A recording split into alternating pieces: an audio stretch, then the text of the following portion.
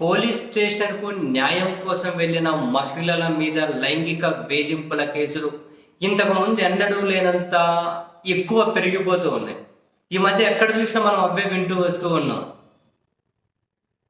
తాజాగా ఉమ్మడి అనంతపురం జిల్లా, ప్రస్తుతం సత్యసాయి జిల్లా ముదుగుబ్బ దగ్గర పట్నం పోలీస్ స్టేషన్ ఎస్ఐ రాజశేఖర్ తన దగ్గరికి న్యాయం కోసం వెళ్ళిన ఒక గిరిజన మహిళతో ఎంత దారుణంగా వీడియో కాల్లో నా దగ్గరకు వస్తే ఓకే, నా వీడియో కాల్ చూసే ఉంటారు.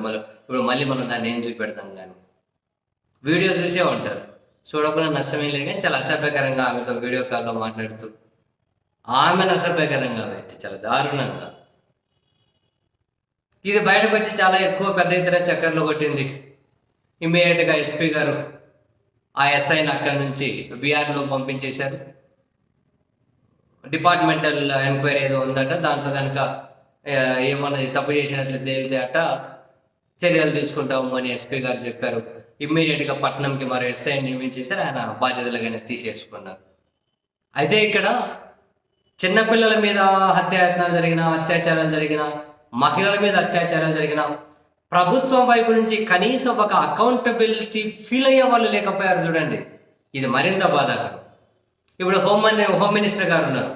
వీళ్ళ అధికారంలో లేనప్పుడు మేడం మాట్లాడే ఆ నోటికి అడ్డు అదుపు ఏమీ లేకుండా ప్రతిదీ రాజకీయమే. ఎంత విచ్చలవిడితనం అంటే ఆ స్థాయిలో రాజకీయం చేశారు. అంత విశృంఖలంగా రాజకీయం చేశారు. సీన్ కట్ చేస్తే ఇప్పుడు ఏ అంశం మీద కూడా ఒక అకౌంటబుల్ ఫీల్ అవ్వడము లేకుంటే, ఇప్పుడు ఈ ఎస్ఐ ఇలా చేశాడు, ఇంత చేశారు. ఇదే హోమ్ మినిస్టర్ గారు ఆ వీడియో ఏం చూడక్కర్లేదు మేడం, చాలా దరిద్రంగా ఉంది, మీరేం చూడాల్సిన అవసరం లేదు. బట్ ఏంటి కంటెంట్ అనేది మీ దృష్టికి వస్తుంది కదా. కనీసం ఇటువంటిప్పుడు ఇలాంటి చర్యలను సహించాం, ఎవరైనా ఇట్లా చేస్తే కఠిన చర్యలు తీసుకుంటాం అని చెప్పి ఒక ట్వీట్ వేసే ధైర్యం కూడా లేదా? ట్వీట్ వేసే ధైర్యం కూడా.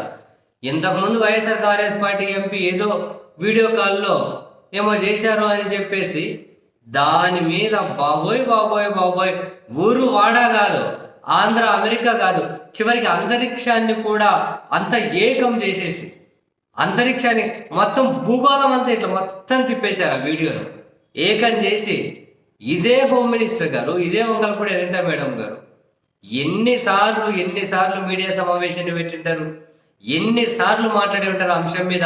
మరి ఇప్పుడు మీ డిపార్ట్మెంట్, మీరు హోమ్ మినిస్టర్గా ఉన్నారు, మీ కింద ఉన్నటువంటి ఎస్ఐలు, మీ కింద ఉన్నటువంటి పోలీసులు ఇంత దారుణంగా ప్రవర్తిస్తూ ఉన్నప్పుడు కనీసం అకౌంటబుల్ ఫీల్ అయ్యే ధైర్యం కూడా లేకపోతే ఎలా మేడం? ఒక అకౌంటబుల్ ఫీల్ అయ్యే ధైర్యం కూడా లేకపోతే ఎలా?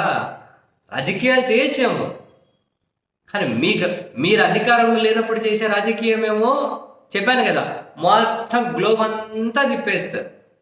మీరు అధికారంలో ఉన్నప్పుడు దారుణాలు జరిగితే ఏమో ఒక జవాబుదారీతనాన్ని ఫీల్ అవ్వడానికి కూడా సిద్ధపడరా?